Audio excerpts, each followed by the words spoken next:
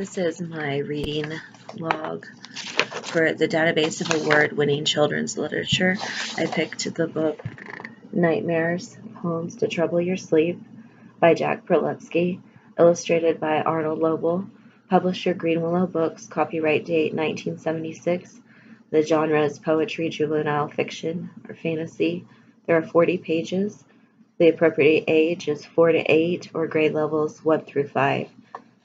In the book, there are 12 original poems, all of them dealing with some scary creature like a witch, a ghoul, a troll, and a lot of them talking about what they would do to children.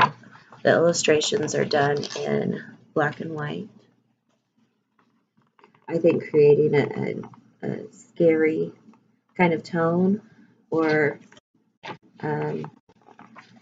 without the words though, they're kind of cartoonish and they could just be fun. So I think that the illustrations are scarier because of the poems.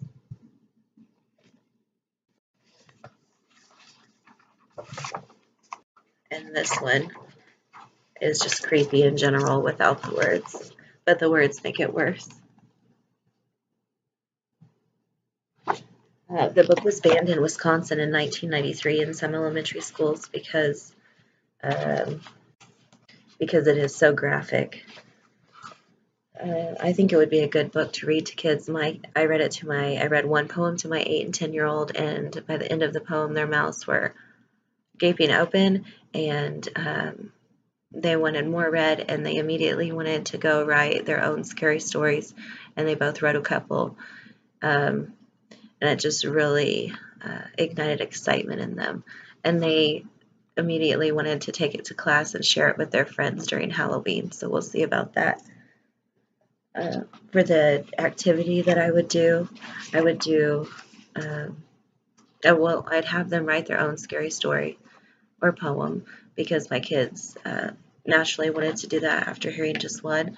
And then the second thing that I would have them do is have them write one or draw one illustration and have them write 2 different stories, and then read, the story with one illustration, like say the happy story with the illustration to this group of kids, and then the scary story with the same illustration to this group of kids, and then have the 2 groups talk about what the book was about or the story was about, and see how they differed and see how much the words changed the meaning of the illustration for them, or how they interpreted the illustration because of the words.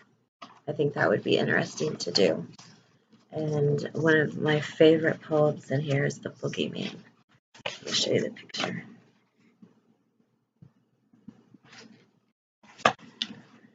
In the desolate depths of a perilous place, the boogeyman lurks with a snarl on his face. Never dare to approach his dark lair, for he's waiting, just waiting to get you. He skulks in the shadows, relentless and wild, in his search for a tender, delectable child. With his silly sharp claws and his slavering jaws, oh, he's waiting, just waiting to get you.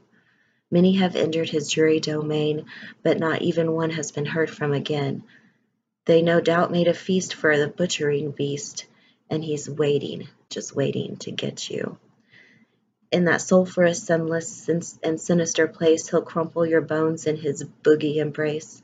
Never go near if you hold your life dear, for oh, what he'll do when he gets you. Thank you.